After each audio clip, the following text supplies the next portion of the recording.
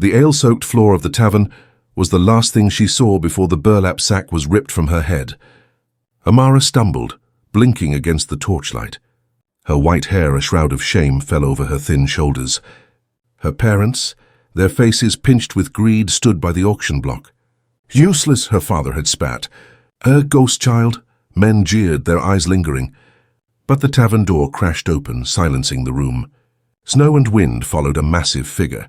He was wrapped in white furs, his pale hair a mirror of her own. He strode to the block, his presence a crushing weight, his eyes the color of a winter sky locked on hers. "I'll buy her," he growled, the sound less human than animal. The journey north was a blur of biting wind and the rhythmic crunch of snow. Amara huddled in the sleigh, wrapped in furs that smelled of pine and something wild, something wolf. The king, the Alpha King, she'd heard the terrified whispers, had not spoken another word to her. He rode a colossal black warhorse at the head of his guards, a pale spectre against the bruised twilight of the endless woods. They traveled for days, climbing into mountains that clawed at the sky. She was property, a thing purchased. She understood this. Her value was the few gold coins that had made her mother weep with relief. Finally they arrived. The fortress was not a castle. It was a wound in the mountainside, a citadel of black stone and ice. The Frostspire Keep, the guards called it. It seemed to grow from the glacier itself. Inside it was a shock of warmth. A great roaring fire dominated a hall vast enough to hold a forest. Furs and heavy tapestries muffled every sound. It was silent, a breathless, waiting silence. A stern-faced woman in grey wool met her. "I am Griselda. I will see to you." Amara was led not to a cell but to a room that stunned her, a four-poster bed draped in velvet, a fireplace already blazing, a copper tub, steam rising from its surface. It was more luxury than her village had ever known. She was stripped of her rags, bathed and dressed in a gown of soft wool so dark blue it was nearly black. The color made her skin and hair look even more stark. Like moonlight on polished bone, she was fed. Hot broth, dark bread, roasted meat. She ate with the desperate hunger of a starved animal, her hands shaking, and then she was left alone. For 3 days she saw no one but Griselda, who brought her meals and stoked her fire, her face an impassive mask. Amara explored her gilded cage. The door was not locked. Her terror, a cold stone in her belly, warred with a budding, dangerous curiosity. She crept into the hallway. The keep was a labyrinth of cold stone and sudden, intense warmth. She heard growls echo from deep below, the scrape of claws. She smelled meat roasting, and beneath it the sharp, metallic tang of blood. She saw warriors with hard eyes and teeth that looked too sharp. They ignored her, as if she were a piece of furniture, a pale ghost haunting a wolf's den. She had not seen the king. She wondered what he wanted. She was thin, useless for hard labor, not beautiful, not in the way of the rosy-cheeked, golden-haired girls in her village. Her albinism was a curse, a sign of weakness. Her parents had hidden her, ashamed, until they could profit from her. What did a king want with a curse? On the 4th night, the silence of her room was broken. She was brushing her long white hair with a silver-backed brush left on the vanity, a movement of mindless comfort, when his scent reached her first. Pine and snow and that same wild animal musk. She froze, the brush halfway to her head. He stood in the doorway, filling it. He had shed his heavy outer furs. He wore simple black, which, like her own dress, made his pale skin and hair utterly luminous. He was, she realized with a jolt, younger than she'd thought. Not an old grizzled ruler, but a man in his prime, carved from the same ice as his keep. He said nothing. He just watched her. His breath misted in the air between them, though the room was warm. His presence was a physical force, pressing against her, stealing the air from her lungs. Her heart hammered against her ribs, a frantic bird in a tiny cage. He took a step closer. The firelight caught his face. Amara's breath hitched. She hadn't been able to see clearly in the tavern. She had assumed his eyes were blue. They were not. They were pale, clear, and rimmed with a faint, beautiful red. The exact, startling, cursed violet red as her own. The revelation hung in the air, a shared, silent shock. Amara's hand, the one holding the brush, began to tremble. He saw it. His gaze dropped to her white knuckles, then rose again to meet her eyes. He saw not just her fear, but her recognition. "They call it the moon mark," he said. His voice, stripped of the growl she'd heard in the tavern, was a low baritone, a rumble, like stones shifting deep in the earth. It was not unkind. A flaw in the bloodline. A curse. Amara could only stare. He was the most powerful man in the north, a king of shifters, and he was like her. Why? She whispered. The word was raw, torn from her throat. Why me? Because of this. He gestured between them at their shared, startling lack of pigment. Our laws are ancient, Amara. Hearing her name on his lips was another jolt. He knew her name. The law states, he continued, pacing slowly, his movements fluid and predatory, that if the Alpha King is born, flawed, he spat the word as if it tasted foul, he must seek his reflection. A mate marked by the same moon. Without the bond, the pack will not accept his rule. They see this. He ran a hand through his own white hair, as an omen, a weakness that must be tempered by its twin. He stopped, his back to the fire. The flames cast his huge shadow over her. My advisors searched for 20 years. They found you in a backwater village about to be sold for parts. Shame burned her cheeks, hot and painful. He had not saved her. He had claimed her. A tool, a key. A mirror. Come, he said, turning for the door. It was not a request. Her legs, numb with dread, somehow moved. She followed him from the warmth of her room, down winding stone stairs into the bitter cold of the courtyard. The snow was deep, the air so frigid it stung her lungs. Two massive wolves, one black as night, one grey as stone, stood guard by a small postern gate. They dipped their great heads as he passed. Their yellow eyes tracked her, and a low growl rumbled in the black one's chest. Silas, behave, the king commanded, not looking back. The growl ceased. He led her out of the keep onto a high precipice overlooking a valley bathed in moonlight. The world was silver and black. It was terrifying, and more beautiful than anything she had ever seen. The wind was a physical blow, ripping at her hair, her dress. She shivered, her teeth chattering. He looked at her, his strange pale eyes unreadable in the moonlight. You are cold. I am fine, she lied, wrapping her arms around herself. A sharp crack echoed from the trees below. A shadow detached itself from the woods. Another wolf, this one mangy and scarred, with eyes that glowed a sickly yellow. A rogue. It had caught her scent. Before Amara could even scream, the king was moving. He didn't shout or draw a weapon. He changed. It was not a gentle, magical thing. It was violent. A tearing of sinew, a snapping of bone. He fell forward, his body contorting, expanding. Where the king had stood, a wolf now rose. It was colossal. Larger than the guards, larger than any wolf she could have dreamed. And it was pure white. His fur seemed to drink the moonlight. He was a ghost, a myth, a creature of snow and fang. The white wolf lunged. The sound of the fight was a flurry of snarls, the wet tearing of flesh and a final choked-off yelp. Blood, impossibly dark, steamed on the white snow. The great wolf stood over the rogue's body, its chest heaving. Then slowly it turned to her. Amara was pressed against the stone wall, her hand over her mouth, her heart stopped. The wolf padded closer. It was all power, all predator. It stopped a few feet away, its head high. And it looked at her. In those wild lupine eyes she saw the king. She saw the same intelligence, the same burden. Then, as violently as it had begun, the change reversed. The magnificent beast shuddered, bones cracking back into place. He knelt on the snow, human again, naked to the waist, his chest gleaming with sweat and blood despite the cold. His breath plumed in the air. He looked up at her, his pale hair stuck to his brow. He was raw, magnificent, and terrible. He was the monster they had always whispered she was. He pushed himself to his feet and held out a hand, his palm stained with the rogue's blood. "My name is Caius," he said, his voice rough. Amara stared at that hand, stained red on pale skin. She saw the power that had just saved her, and the vulnerability of the man kneeling in the snow. Slowly, her shaking fingers reached out to take it. His hand was calloused and, despite the snow, searingly warm. His grip was firm, pulling her from the wall, steadying her on the ice. The contact sent a tremor through her, a heat that had nothing to do with the cold. He didn't let go. He simply held her hand, his thumb brushing her frozen knuckles, and led her back toward the keep. Life changed. She was no longer just a prisoner. She was something else, an object of intense, silent scrutiny. The court, a collection of hard-faced men and women who all seemed to share the same sharp teeth and intense predatory gaze, watched her. They whispered as she passed. The moon mark. The pale one. a bad omen. Caius gave her the run of the keep, save for the south tower and the dungeons below.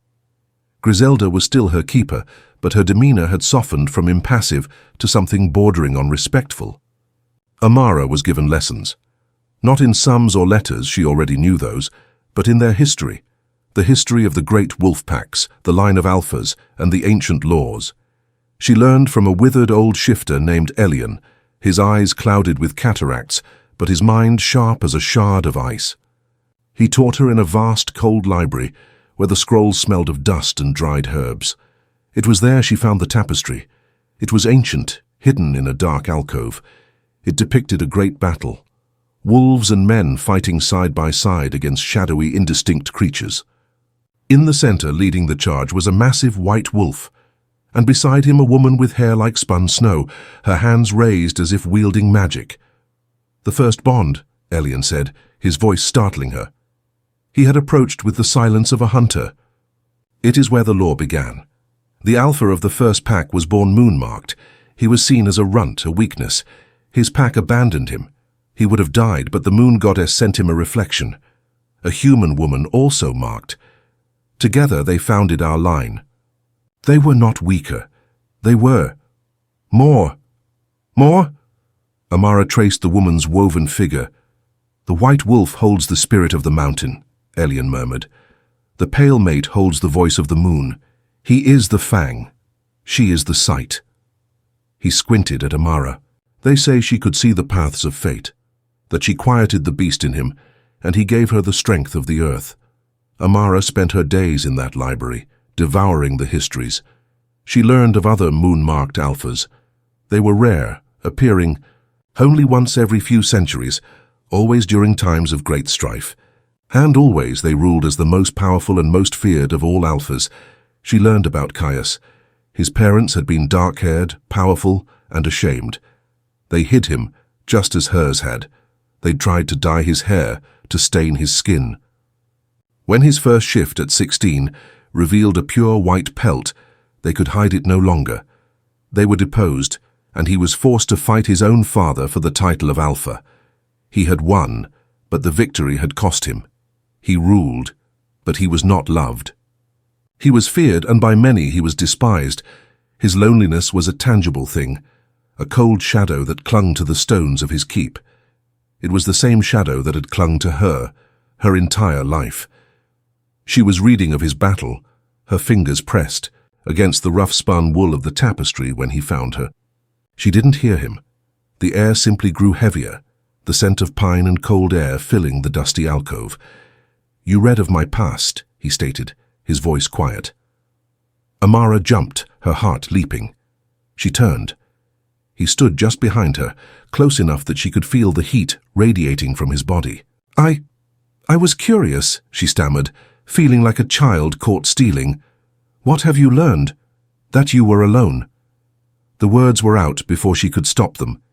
His pale, violet-red eyes locked on hers. The air thickened, charged with an unspoken understanding that went deeper than words. He saw the tapestry, her finger still resting on the figure of the white wolf. "They saw it as a curse," he said, his voice a low rumble. "A stain on a proud bloodline." He stepped closer. Amara's breath hitched. She was pressed back against the ancient tapestry, trapped between the cold stone and his intense warmth. He was so large, a mountain of quiet, coiled power. He didn't touch her, but she felt as if he were. He looked at her hair, white as his own, spilling over the dark blue of her dress. He lifted one hand, slowly, as if not to startle her. He hesitated, his fingers inches from her. Amara didn't move. She didn't breathe. Gently, with a reverence that made her insides twist, he touched a single strand of her hair, rubbing it between his thumb and forefinger. It was the first truly gentle touch she had ever known. They called. "It a curse," he murmured, his gaze fixed on the white strand, his breath ghosting her cheek. "What do you call it?" Amara's voice was barely a whisper. "I called it lonely."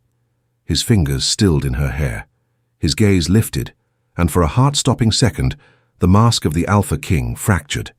She saw not a ruler, not a beast, but the boy who had been hidden away, the man who had fought his own blood. He saw the same in her. The moment stretched, taut and fragile before he masked it. He let the strand of hair slip through his fingers and took a step back, the space between them rushing in, cold and empty. "The council gathers," he said, his voice once again clipped and formal. "You will be present." Dread, sharp and familiar, replaced the strange warmth. The council, the hard-eyed shifters who whispered. This was a test. The great hall was full. The fire roared, but it couldn't warm the chill in the air. Amara stood near the Alpha's throne, a massive, unadorned seat of polished stone, while Caius presided. She was a silent, pale ornament, the living proof of his flaw. The primary voice of dissent was Lord Valerius. He was a broad, dark-haired man, with a thick beard and eyes the colour of rust. His scent was heavy, musky, and aggressive. He was the Pax Beta, its second, and he clearly despised his king. "The herds are thin," Valerius was saying, his voice booming.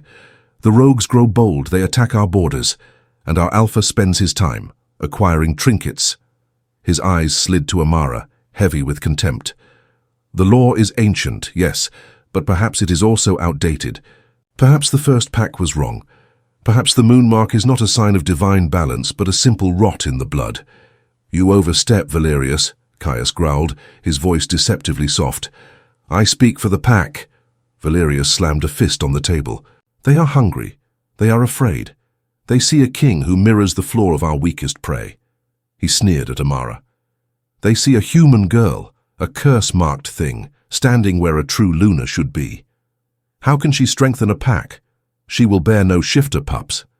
She will bring only weakness." Amara flinched, curling in on herself. She was a flaw, a trinket, a curse. The shame her parents had beaten into her rose up thick and choking. "That is enough."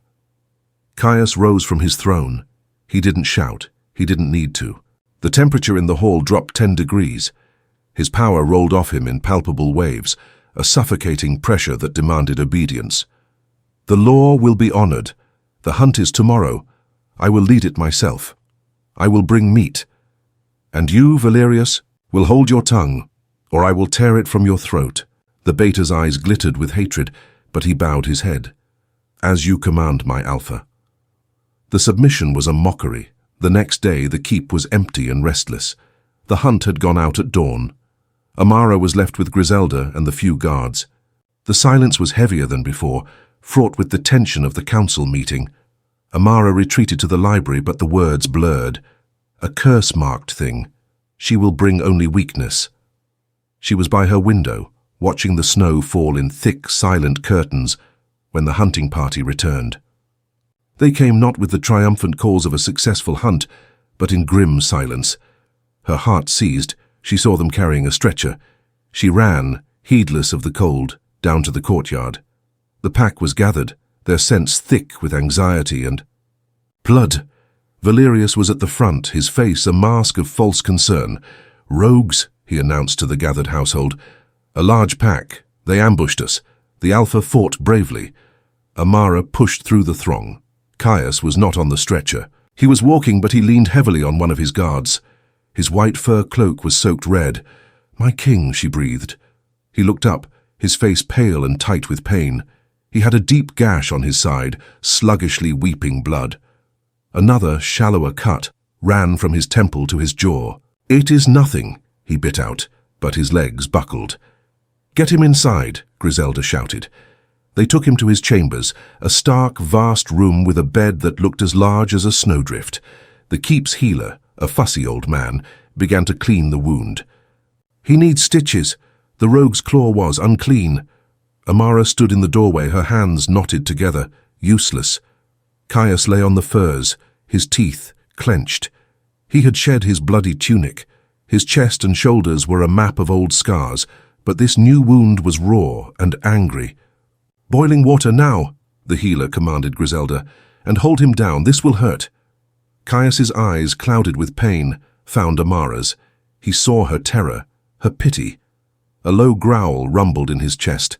"Get out." "My lord, I will not be watched." Not by her. He would not show this weakness to the trinket he'd bought. Amara flinched as if struck. But as she turned to obey, she saw Lord Valerius hovering in the hall. He was watching the scene, a small, satisfied smirk playing on his lips. He had done this. She knew it with a certainty that chilled her to the bone. This was no rogue. Anger, cold and sharp, cut through her fear. She turned back. She walked past the healer, ignoring his protest. She went to the bedside. Caius glared at her, his eyes burning with fever and fury. "I said, be quiet," she whispered, her voice shaking. She dipped a cloth in the bowl of cooling water, wrung it out and gently, with a hand that trembled only slightly, she wiped the blood and sweat from his forehead. He went utterly still. His burning gaze searched hers. The growl died in his throat. "I'm not afraid of blood," she said, her voice finding a strength she didn't know it possessed. She met his stare, the pale, cursed eyes that mirrored her own. "And I am not weak." She took the needle and thread from the healer's stunned hand. "I will do it." Hold the light, his blood was on her hands. He never broke eye contact as she stitched the wound, her movements clumsy at first, then steady. He didn't flinch. He just watched her, his breath hissing between his teeth, until the fever and blood loss finally claimed him, and his eyes slipped closed. For 2 days, a blizzard screamed outside the keep, sealing them in. The snow piled in drifts against the windows, plunging the halls into a perpetual twilight, lit only by fire and torch. The world shrank to the stone walls of the fortress. Amara did not leave Caius's side. She sat in the heavy chair by his bed, watching the rise and fall of his chest. Griselda brought broth and herbs, which Amara dutifully spooned past his clenched teeth. She kept the fire roaring. She changed his bandages, cleaning the angry stitched wound on his side. He was burning with fever. In his delirium he muttered, not words but low, pained growls. He tossed and turned, fighting invisible enemies, the great muscles in his back and shoulders clenching. On the 3rd night, the storm broke. A profound ringing silence fell over the keep, broken only by the crackle of the fire. Amara must have drifted off. She awoke with a start, her neck stiff. He was watching her. His eyes were clear. The fever had broken. He was propped up on one elbow, his uninjured side, the fur blankets pooled around his waist. The firelight played over the pale, scarred landscape of his chest and the new dark line of her stitches. "You stayed," he said. His voice was raw. "You were wounded, Valerius?" "He says he grieves." A dark, humorless chuckle escaped him. "He has been trying to kill me since I was 16. He eased himself back against the pillows, wincing. "This was bold." "He thinks you are weak," Amara said softly, repeating Valerius's poison. "And he thinks I am the proof." Caius looked at her, truly looked at her in the flickering light. "And what do you think, Amara?" She thought of her parents' shame, of the auction, of the whispers. She thought of the white wolf, magnificent and bloody in the snow, and she thought of the satisfied smirk on Valerius's face. "I think," she said, her gaze steady, "that a man who fears a color is the only weak one in this room." His eyes widened almost imperceptibly. A log snapped in the hearth, sending a shower of sparks up the chimney. He studied her, this pale, quiet girl he had bought, this trinket. "When I was a boy," he said, his voice distant, "my mother would crush berries and soot into a paste. She would rub it into my hair every morning so the court would not see." He touched a lock of his own white hair, which lay stark against the dark pillow. "It never worked. It only made me look dirty, a flawed thing covered in mud." Amara's heart ached. She saw the little boy, his scalp stinging, his pride stained. "I learned to fight before I learned to read," he continued. "I had to be twice as strong, twice as fast, twice as brutal. When I shifted and my pelt was white, I thought the moon goddess had truly cursed me. My father challenged me. He said the pack would never follow a ghost. So I killed him." He said it simply, a fact, cold and hard as the stone around them. "I have ruled ever since. But they do not follow me out of love, Amara. They follow me out of fear, and fear is a brittle throne." He turned his gaze to the fire. "The law. The reflection. It was my only hope. A prophecy that my flaw was not a curse but a sign. That somewhere there was a balance. A mate who would quiet the fear, not just in the pack but in me." He looked back at her, his pale violet-red eyes burning with an intensity that stole her breath. "I didn't buy you to be a slave, Amara. I didn't buy you to be a broodmare for pups you cannot bear. I bought you because Valerius and his wolves are circling. The pack is fractured. They smell the blood in the water. Without this bond, without you, they will tear me apart, and the kingdom will fall. The confession lay between them, bare and raw. He was not a savior. He was a desperate man holding a shattered crown. He had bought her to save himself. "You are not a curse, Caius," she whispered, her voice thick. "Neither are you," he replied, his voice rough. The silence that fell was different. It was not empty. It was full of their shared broken pasts. He, the king who had to be a monster. She, the girl who was sold for being one. He reached out, his hand covering hers where it rested on the arm of the chair. His skin was warm again, his grip strong. The calluses on his palm scraped gently against her skin. "Amara," he said, and her name sounded different. Not the name of a curse. Not the name of property in the old tongue, he murmured. His thumb stroking the back of her hand. "It means moon's light." His eyes held hers, and she felt a crack deep inside her, a place that had been frozen for a lifetime. It was the terrifying, painful, beautiful feeling of a thaw. The keep was stirring. With Caius's recovery, a new energy crackled in the air. The blizzard had passed, leaving the world scoured clean, and a sense of urgency settled over the pack. Valerius was quiet, his dissent veiled in false fealty, but his eyes were watchful. He was waiting. Caius knew it. "He will not challenge me again with steel," Caius said. He stood, dressed by the great window in his chamber, staring out at the valley. His wound was healing, the stitches gone, leaving a puckered, angry scar that she had traced with her own fingers. "He will use the law." "The law?" Amara asked. "The bond." He turned to her. "It is not enough that you are here. The pack must see the bond. The ancestors must bless it." "How?" "The blood moon rite. It is in 3 nights. Dread, cold and sharp returned." "What is this rite?" "It is an ancient magic," he said, his face grim. "A test. We will stand before the heart tree on the mountain. The pack will bear witness. The shaman will offer our blood to the ancestors." He paused. "And they will judge." "Judge what?" "If you are the true reflection. If your spirit accepts mine." Amara's blood ran cold. "And if it doesn't?" "If I don't?" His gaze was heavy. "Then the prophecy is false. I am just a flawed alpha, and Valerius will have the right to challenge me for my throne. A challenge to the death, one that this time the pack will support." The weight of it crushed her. His life, the fate of the kingdom. It rested on her, the girl her own parents had discarded. "He is banking on your fear," Caius said, his voice low. He crossed the room to her, stopping just before her.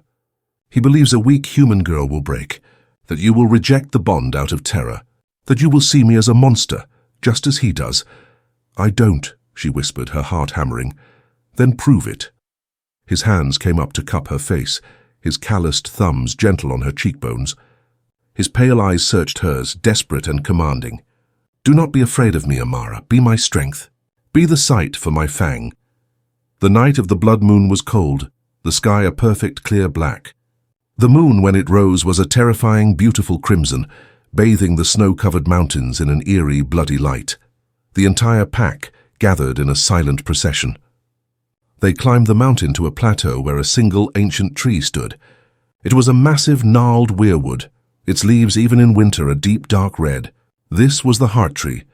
Caius stood before it, stripped to the waist, his white hair and pale skin looking ghostly in the red moonlight. His scars, new and old, were stark. He looked every inch the barbarian king. Amara was brought forward. She wore a simple white gown of soft wool. She was the only human in a sea of shifters. She could feel their eyes on her, their suspicion, their hope, their hunger. Valerius stood at the front, his arms crossed, a smug, knowing look on his face. He believed she would fail. The shaman Elian stepped forward, his clouded eyes seeming to see more than any of them. He raised a ceremonial blade of obsidian. "We are here," he chanted, his voice a dry rasp, "to honor the law. The moon-marked alpha seeks his reflection. The beast seeks his balance. We offer their blood to the ancestors, and to the goddess who watches." He turned to Caius and drew the blade across his palm. Caius did not flinch as his dark blood welled. Then Elian turned to Amara. She held out her hand, her body trembling so violently she was sure she would fall. This was it, the moment of judgment. He believes a weak human girl will break. Valerius's sneer was visible. The pack was silent. 100 predators waiting to pounce. Elian raised the knife. Amara looked at Caius. He stood tall, his blood dripping onto the snow, his eyes locked on hers. He was not a king. He was a man, flawed, alone, and he had placed his life, his everything, in her trembling hand. Her fear was a living thing, a choking, icy thing.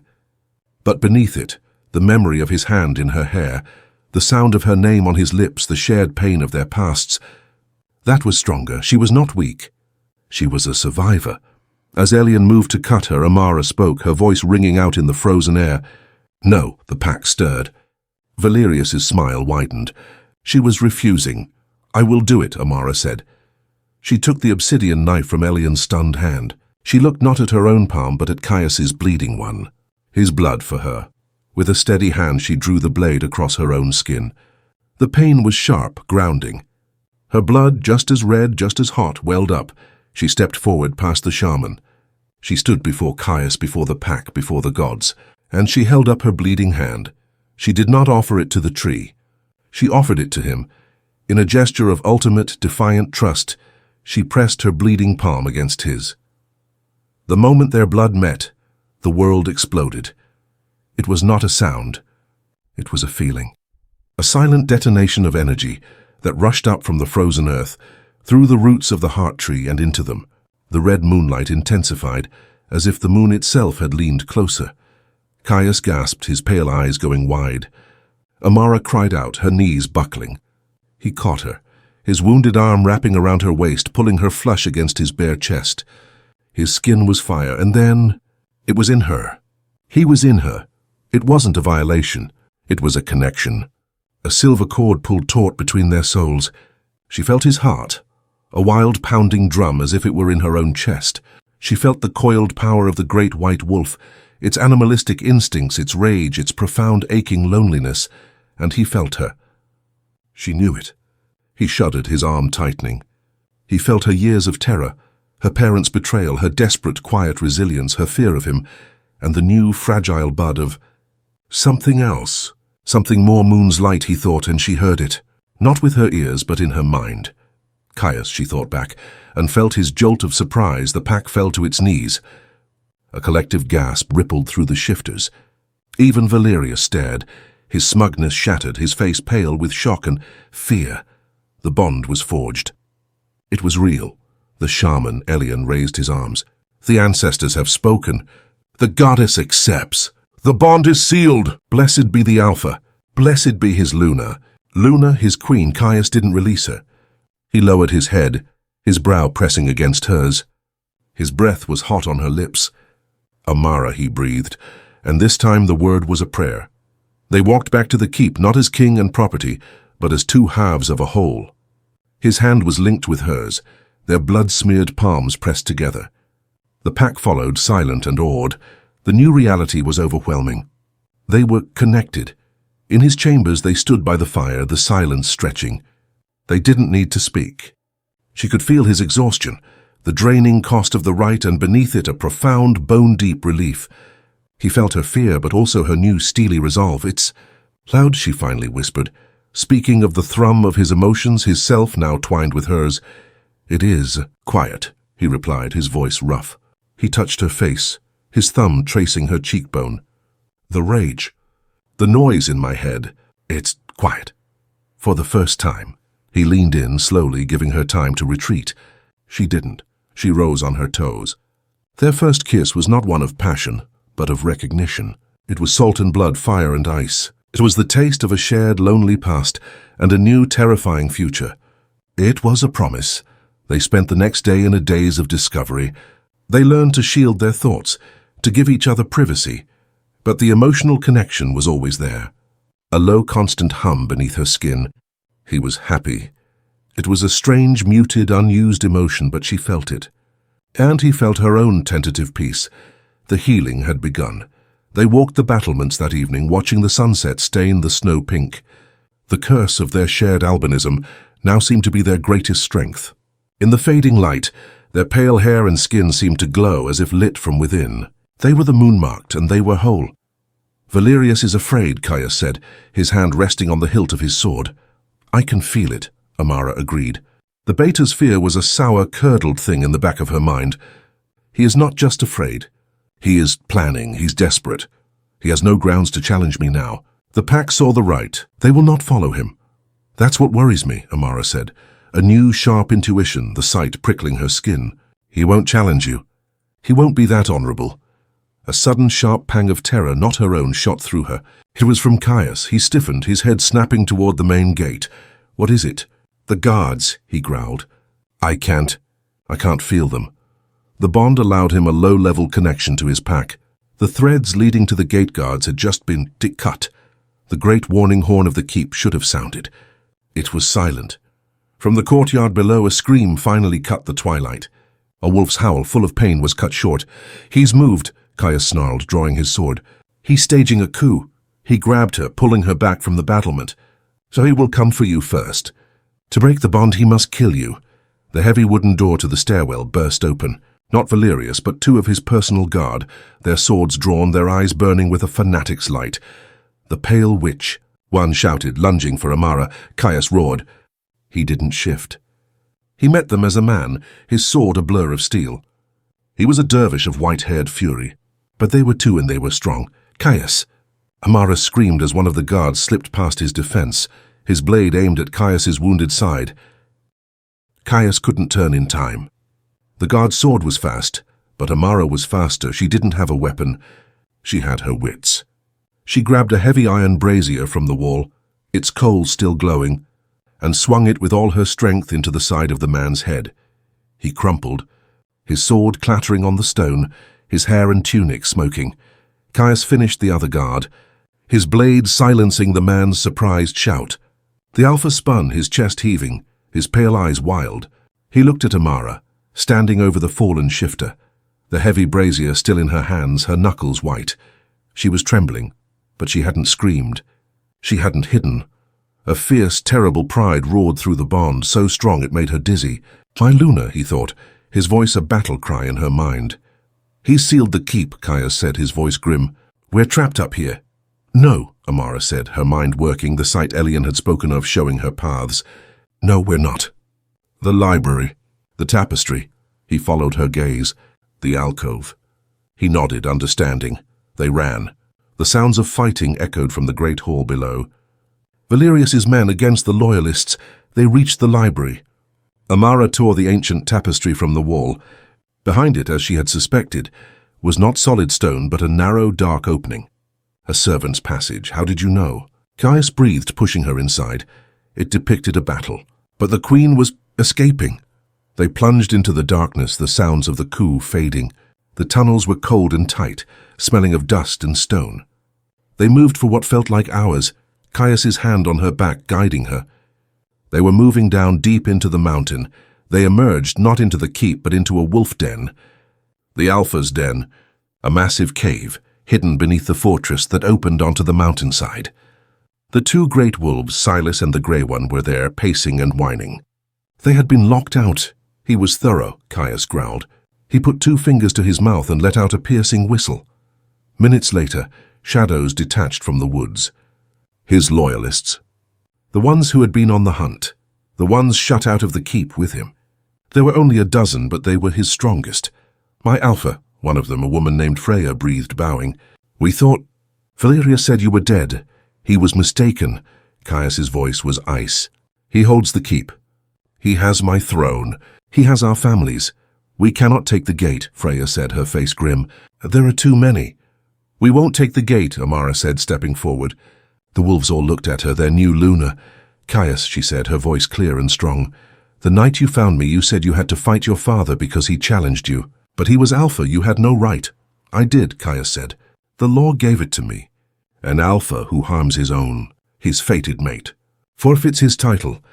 A cold, brilliant smile touched Amara's lips.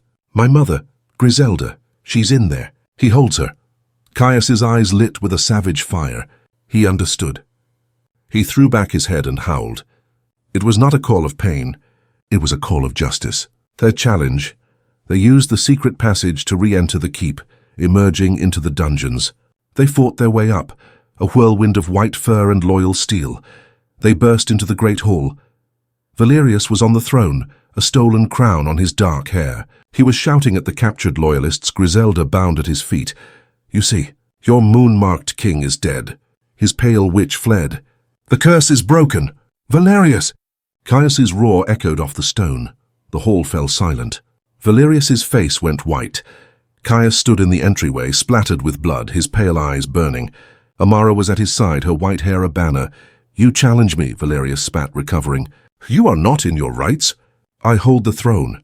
"You are wrong," Amara shouted, her voice shaking but powerful. "You hold my people. You hold my pack." She pointed at Griselda. "You hold my mother." A gasp went through the hall. Caius stepped forward. "The law is ancient, Valerius. An alpha who harms his fated Luna, or those under her protection, forfeits his blood right." His voice dropped to a lethal growl. "You have harmed my mate. You have harmed her pack. The challenge is mine." Valerius looked at the faces of the shifters. He saw their doubt. He saw their new sudden awe directed at Amara. He was lost.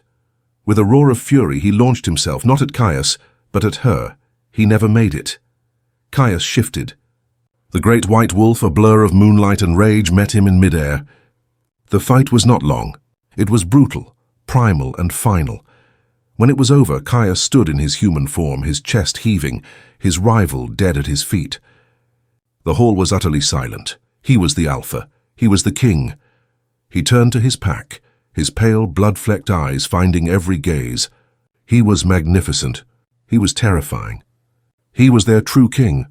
Then he did something no alpha king had ever done. He walked to Amara.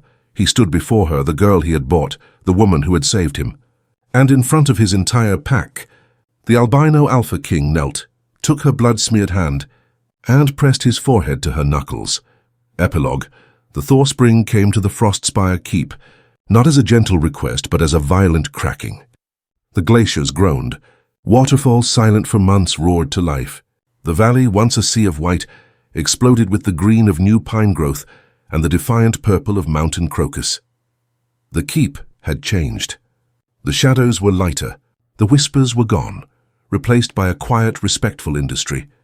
Amara, Luna of the North, stood on the high precipice where she had first seen Caius shift. The wind was warmer now, carrying the scent of damp earth and pine resin, not just ice. She wore furs, but lightly, her throat bare to the breeze. The curse was now a blessing. The pack, seeing the bond, seeing her sight and his new quiet strength, revered them. The pale children, once hidden, were now brought to the Luna, who touched their white hair and told them they were not flawed, but marked by the moon. A heavy, warm weight settled on her shoulders. A familiar arm wrapped around her waist, pulling her back against a solid, warm chest. "You are thinking too loudly," Caius murmured, his lips against her temple. His own white hair, longer now, was tied back in a leather thong. She smiled, leaning into his embrace. The bond was no longer a crashing wave. It was a deep, steady river, a constant warmth at her core. "I was just remembering." "The auction?" His voice was flat. The memory was a darkness he hated. "No," she said, turning in his arms to face him. She cupped his face, his skin no longer pale but lightly golden from the new sun. "I was remembering the snow, and the blood, and a man who knelt." His violet red eyes, so like her own, softened. The king who had been forged in fear and violence was gentle. "You are my queen, Amara, my Luna, my reflection. And you," she whispered, "are my king, my alpha, my home." He had bought her to save his crown. He had knelt to save his soul. And in doing so, he had freed them both. She, the girl sold for her flaws, was now a queen. He, the king cursed by his, was now simply a man, loved. He lowered his head and kissed her, a long, slow kiss that tasted of pine and sunlight and the promise of a life unbound. The wind whipped her white hair around them, tangling it with his, until they were a single, luminous figure against the vast wild green of the north. This is a story of two souls marked by the same curse, two lives defined by rejection. It begins not with love, but with a transaction. A desperate alpha king buying a solution in a girl her own parents discarded. But the bond that grows between them is forged in snow, sealed in blood and tempered by a fight for survival. It is a cinematic journey from fear to trust, from a gilded cage to a shared throne. Their story proves that what the world calls a flaw can be a mark of destiny, and that true power lies not in defying a curse, but in embracing it together.